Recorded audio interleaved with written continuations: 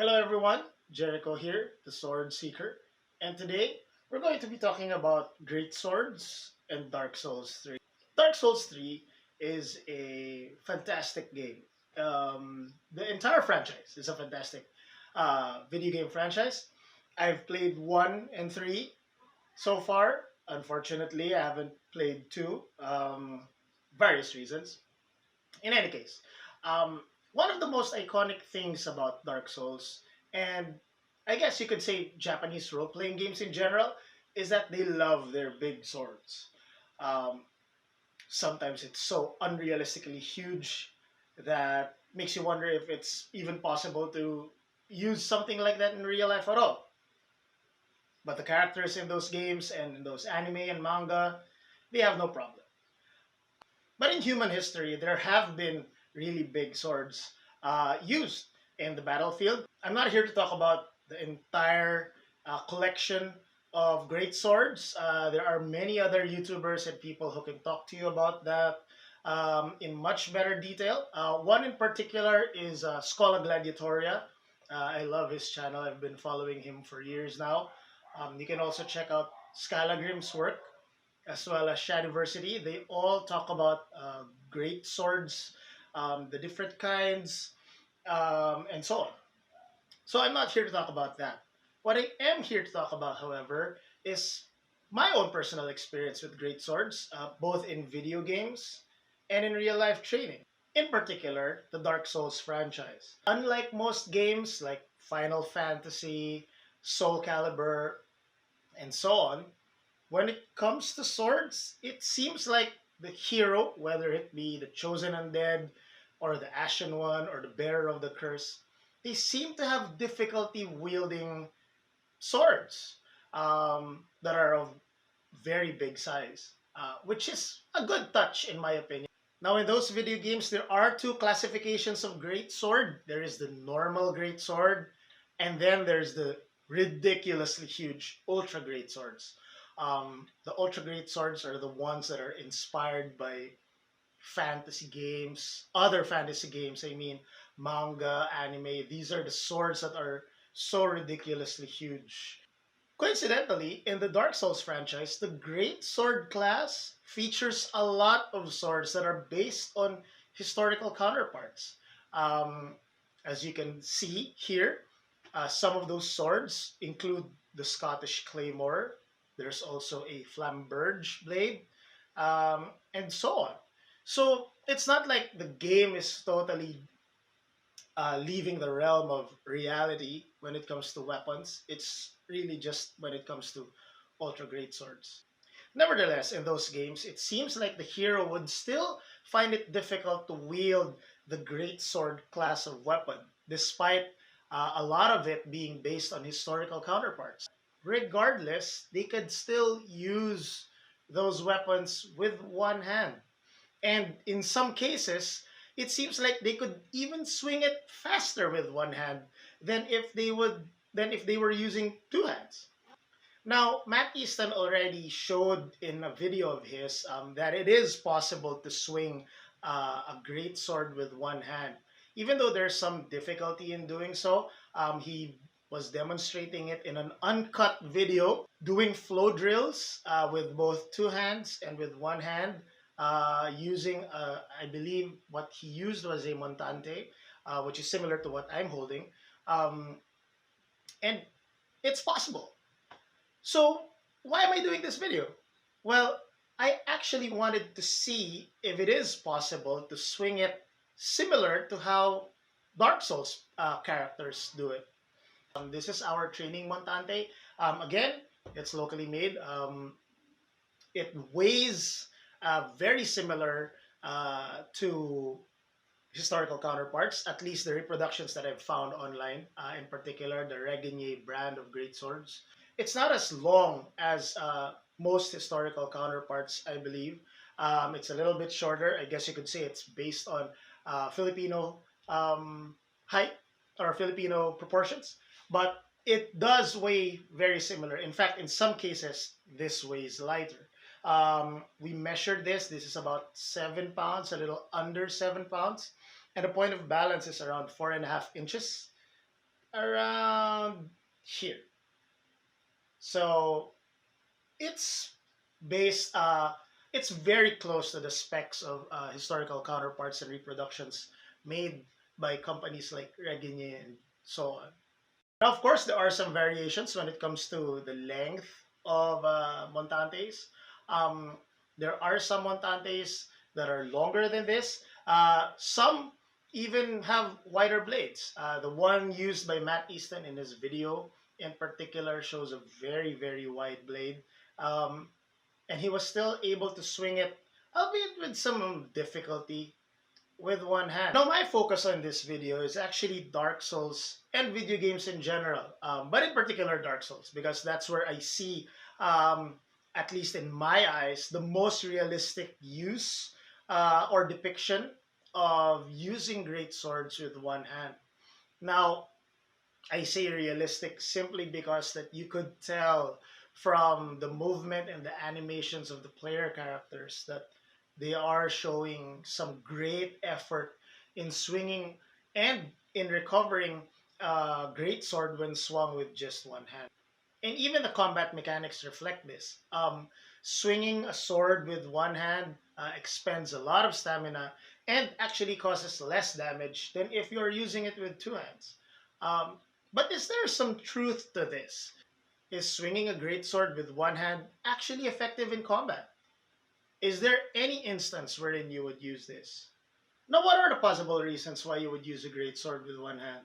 Um, there are a couple of reasons I could think of, but these are not based on any historical accounts or whatnot. If you want some examples of uh, fighters using great swords with one hand in the battlefield all throughout history, if it was done, that is. You can check out the other YouTubers that I mentioned earlier, like Scholagladiatoria. It's more fun for me to think about the possible reasons why you would use a great sword with one hand from a video game and fantasy standpoint. In the Dark Souls franchise, I love playing a pyromancer melee hybrid or a magic caster melee hybrid. So what that means is my offhand usually is used for magic, and my main hand is for my weapons. Um, and in those cases, sometimes I would use a regular straight sword, a great sword, or if I really want to look cool, an ultra great sword. But how effective is it? And how easy is it to actually do in real life? Now, I have tried cutting targets by swinging a greatsword with one hand a couple of times now, and in all cases, I could really feel the momentum of the weapon. You know, the weapon just wants to escape my hand, and it took all of my strength to not let it fly off. But it is possible, at least with those targets. Now, in Dark Souls 3, swinging a great sword with one hand, which I cannot do because I'll topple everything. But swinging a great sword, I'll do my best.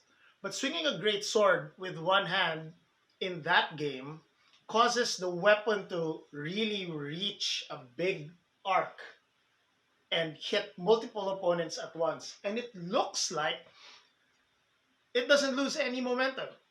The damage is very similar, if not entirely the same, across the board if you hit multiple targets, which I don't think is really possible. Now, one key issue I experienced personally when doing the one-handed greatsword drills is edge alignment.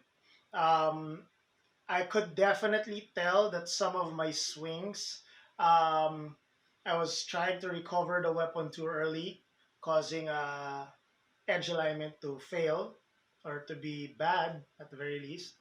And I think that's going to cause some problems. Now, even if you have the strength to do that, and even if nobody is wearing armor, I think edge alignment is going to be the main issue. It's just because of the length of the weapon, it's so easy to make it rotate in your hand. So if it hits a bone or another weapon, it's definitely going to turn in some direction and cause edge alignment to fail. So that's one issue that I could see. With two hands, at least, you have control of the weapon, and if it does turn, then you have two hands to control and make sure that the edge alignment is relatively okay. With one hand, it's a lot harder. So that's one issue I could foresee. I could imagine cutting through different targets would be very, very difficult, um, especially if you want to maintain proper edge alignment and if you want to damage each one equally. Now, I did try cutting multiple bottles in one swing long ago.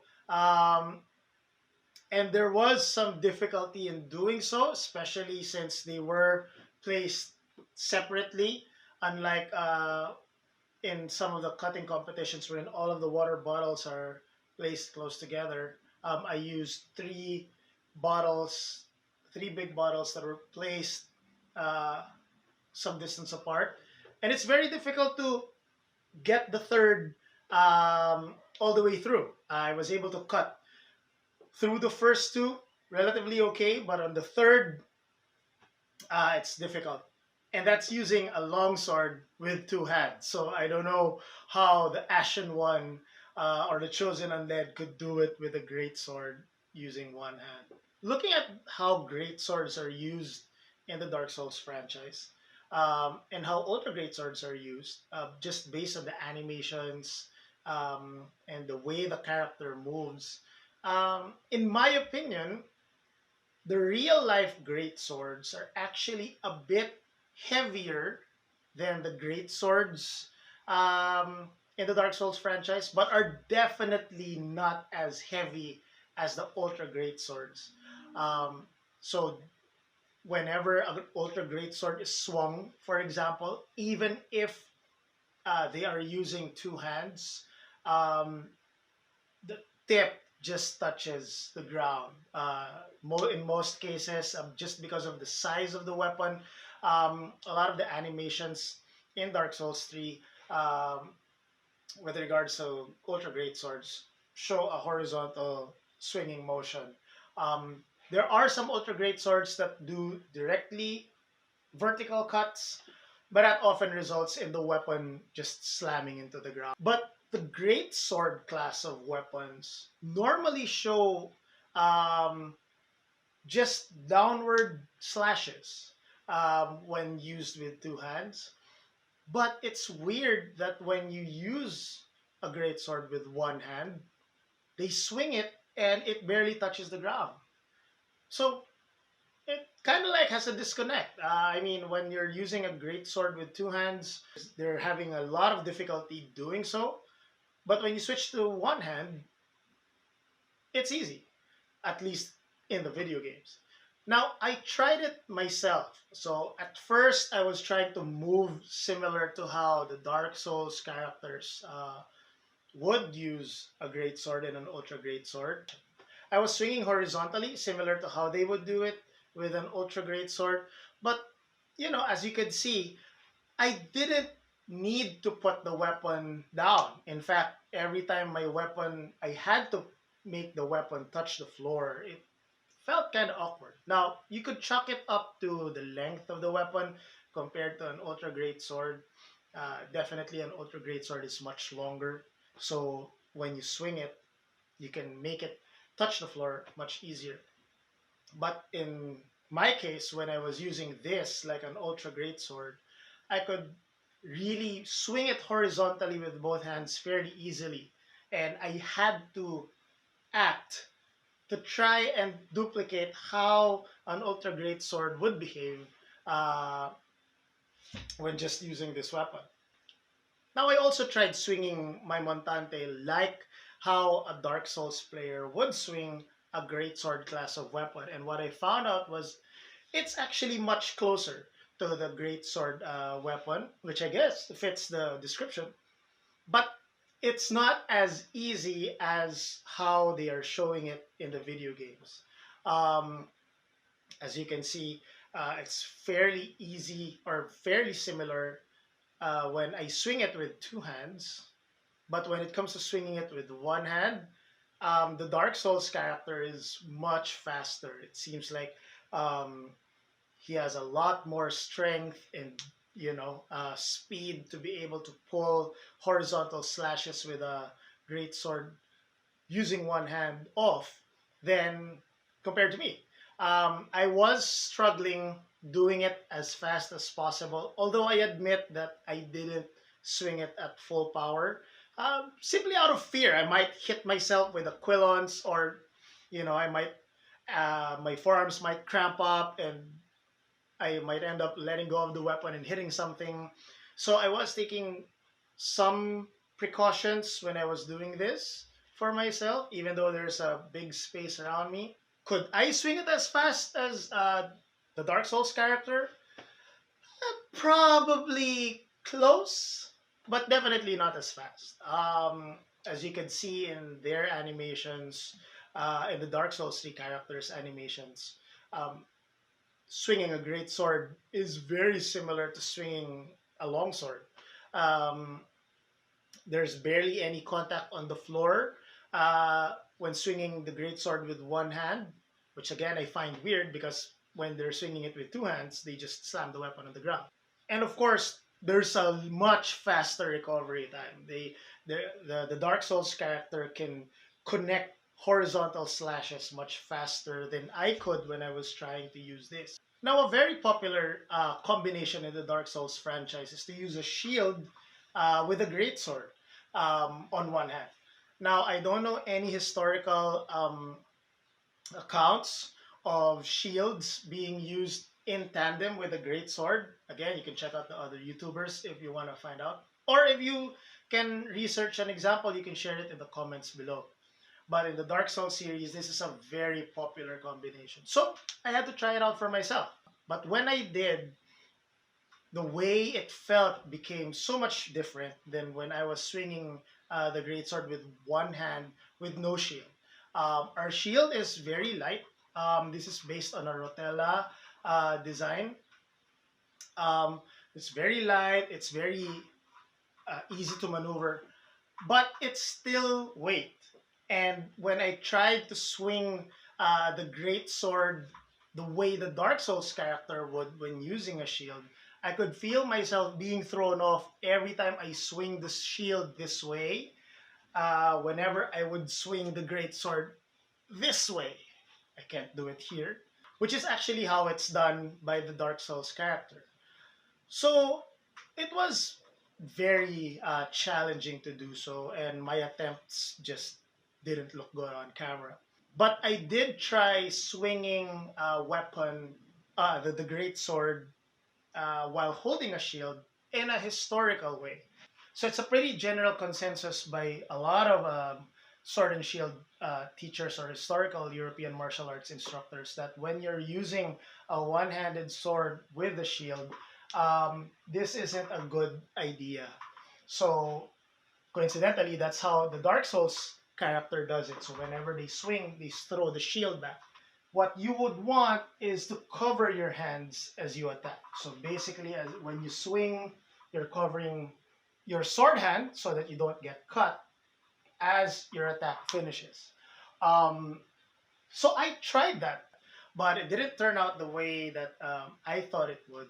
I had to make some adjustments because the quillons or the guard is so much longer with the great sword. There's also side rings that would get in the way every time I would swing like this and hit the shield. Um, and it was very difficult to recover simply because of the length of the weapon. So I had to swing it like this, pretty much go over the shield, around, and keep the weapon going and do it again.